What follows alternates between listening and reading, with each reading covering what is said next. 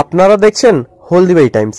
দেওয়ানগঞ্জ নবারুণ ক্লাবের পরিচালনায় ৮ দলীয় শুভঙ্কর দাস সিটি নকআউট ফুটবল টুর্নামেন্ট ও আক্তাউল হক সরকার সিটি রানার্স আপ ট্রফির ফাইনালে রেড পান্ডা ডুয়ার্স এফসি বৃহস্পতিবার দেওয়ানগঞ্জ বাংলা মাধ্যম হাই স্কুলের মাঠে প্রথম সেমিফাইনাল খেলায় পরস্পর মুখোমুখি হয় বেলাকোবা ফুটবল একাডেমি বনাম রেড পান্ডা ডুয়ার্স এফসি।